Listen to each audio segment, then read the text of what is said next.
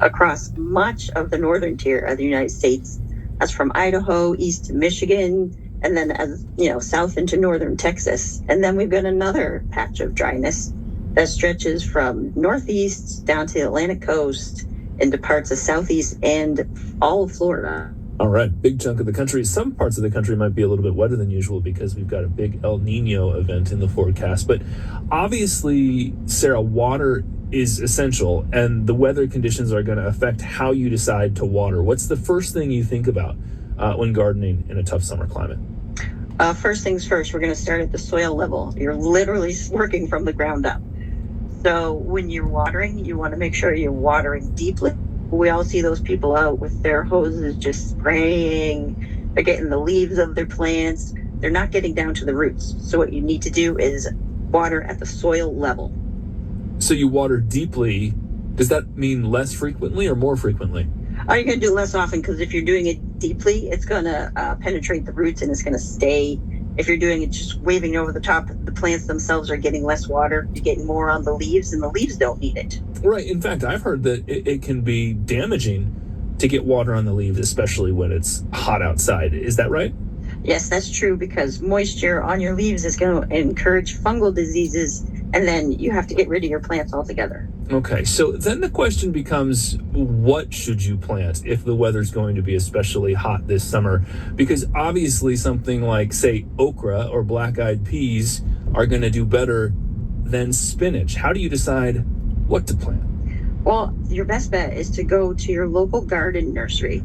Ask them about their native plants. So native plants, they're adapted to local rainfall patterns and growing conditions. And once you get them established, they require less watering.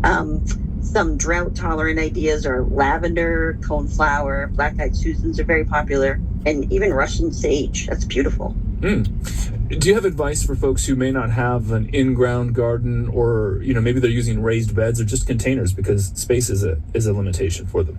Containers are very popular, as well as hanging basket out faster than a garden that's in the ground. So you're probably going to need to water them every day.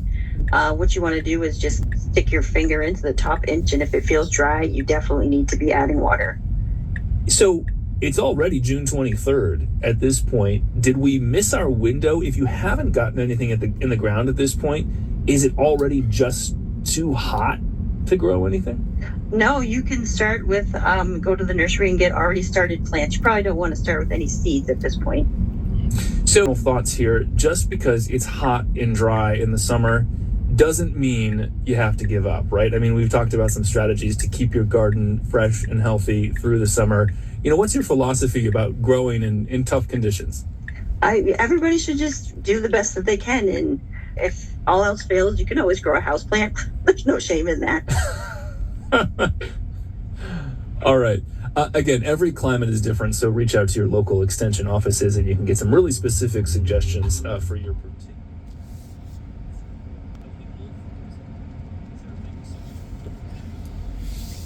Good afternoon.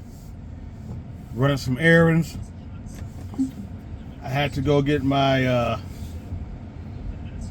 to the dentist and get my 6-month cleaning on my teeth. So I went to the dentist, and they did a good job cleaning my teeth. Got that done. Then I went and got some 4 juvenile Orenda lionhead goldfish. I went and got those for my one of my aquaponics systems. Now I'm finna charge my car a Tesla. So I got those Orenda lionhead juvenile, very small juvenile fish at a very good price. I'm gonna put those in my my second aquaponics system, the one with the 300-gallon sump. I'm gonna put those 4 in there, and they will do a great job eating all the mosquito larvae that are in that sump. Now, I could easily get rid of the mosquito larvae by placing what's called a dunk, mosquito dunk, organic dunk into the sump water, but I don't want to do that. It won't hurt the fish or anything, but I like staying all organic and natural. So, and I love all kind of fish.